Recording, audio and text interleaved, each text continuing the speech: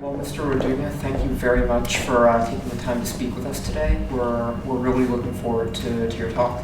Thank you. Yeah. Thanks for having me. Sure. So you've come to discuss your new book, The Weight of Shadows, about your experiences growing up undocumented in the U.S. As someone who always struggles with personal writing, I'm kind of curious, what was the most difficult part of writing this book for you? Well, that's a great question. Thank you. And I guess I should clarify that I'm not sure if my particular situation would be referred to as undocumented. Mm-hmm. My family and I came with a tourist visa, Mm-hmm. which is technically documentation Mm-hmm. that then lapsed. Mm-hmm. So I think many people would refer to that situation as undocumented, but it's somewhat different. So yeah, in terms of writing the book, the most challenging part for me was actually deciding to take on this subject matter. It felt incredibly daunting and very, because it is a very urgent topic at the moment. Really, it always is urgent, but it seems to be. I felt, somewhat intimidated inserting myself into that public discourse. So I think the most difficult part was actually deciding to go for it. Yeah. Was there a particular reader or audience you had in mind as you were? Yeah. That's another great question. I think I always have many different readers in my mind.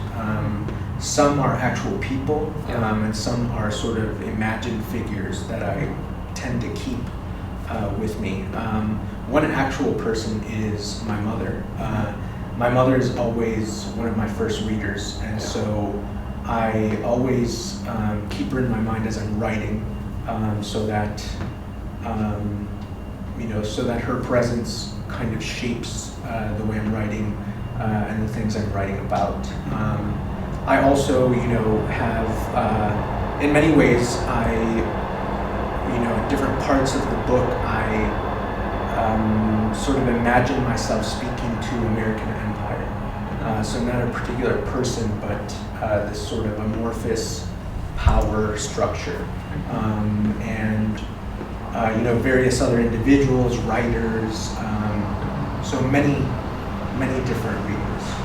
Yeah, so kind of speaking about this amorphous power structure, as I was looking at your book, I kept thinking of a series that the New Yorker ran this past November about the U.S.-Mexico border, and it profiled several Hispanic border patrol agents, and many of them joined with the goal of humanizing the agency and treating migrants with compassion.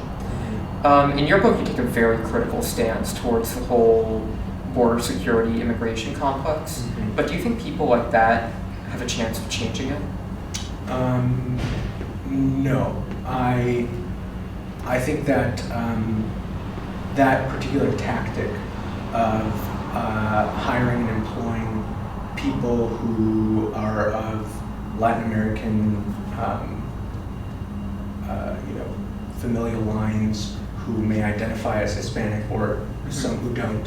I think that's purely a PR tactic, and it's one that we see used in a variety of different ways and arenas. But I think the institutional role of the Border Patrol is essentially one that cannot be humane. There's no way to be humane in its stated goal and project of excluding people from entering the United States based on national origin and class. I don't believe that there's any way to humanely do that. I read your recent BuzzFeed article where you visited the Border Security Expo in Phoenix. I'm curious, have you heard any feedback from other people at that convention? Any feedback? Well, I know that there were. I sort of got wind that there were several other journalists who attempted to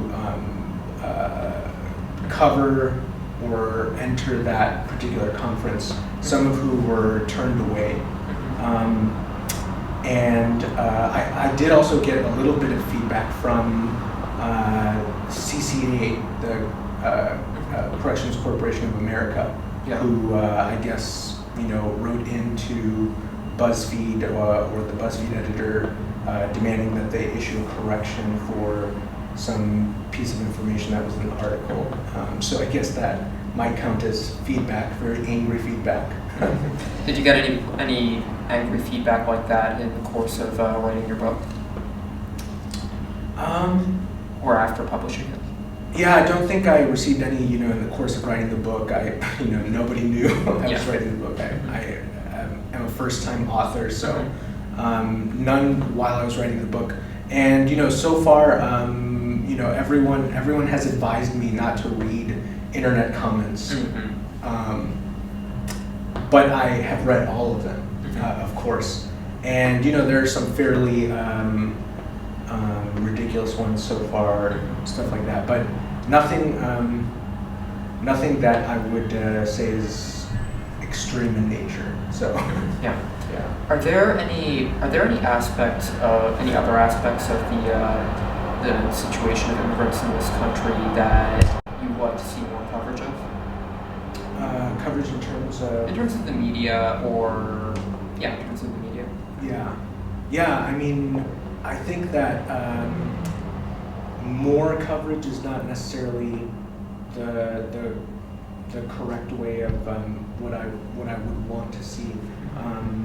The 24-hour news cycle more might just mean repetition of the same sort of sound bits and truncated narratives.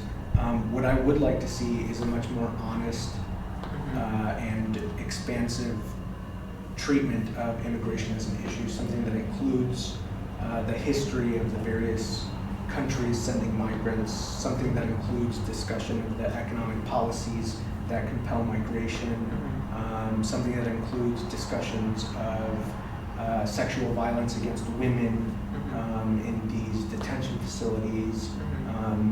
So I guess I would just like a much broader and honest appraisal of what it means to exclude based on national origin. Do you think Spanish language media in this country does a better job of covering the issue than English media does? To a certain extent, I think so, but not very much. Yeah. So in the first chapter of your book, there's a pretty strong criticism of President Obama's actions on deportation. Since he deferred action on the deportation of people who came here as children, so-called dreamers, has your attitude towards him changed at all? No, it hasn't.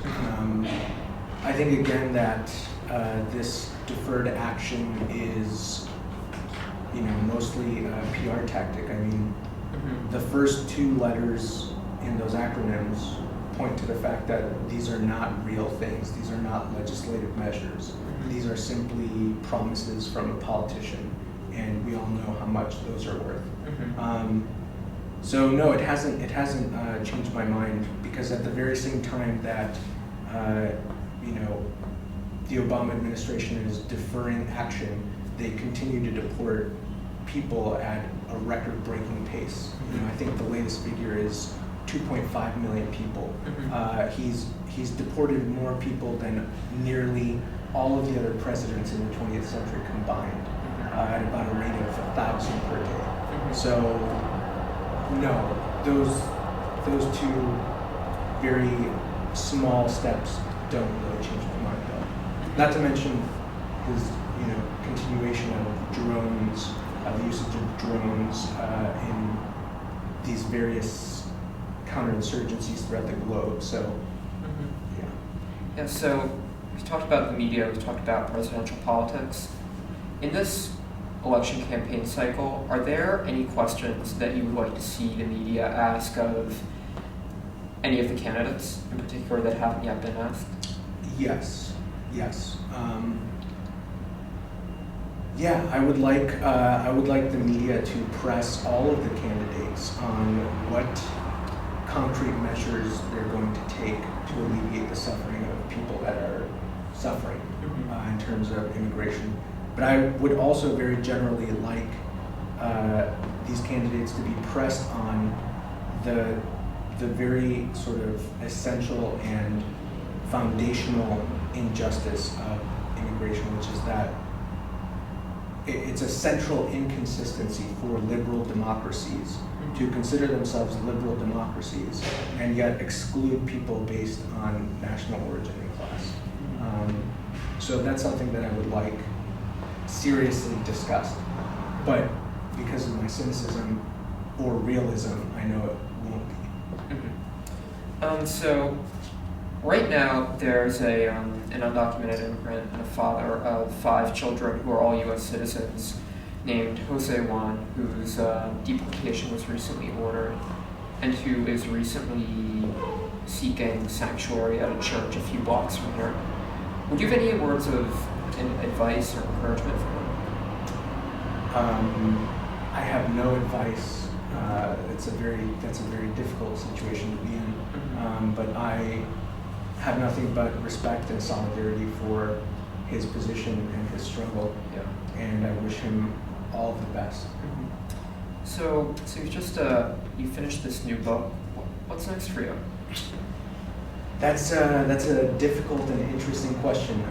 I'll be moving to Albuquerque, New Mexico very soon, and I've been reading a lot about the poverty rate in Albuquerque in particular. So that's something that I would really like to investigate and become immersed in order to write about it.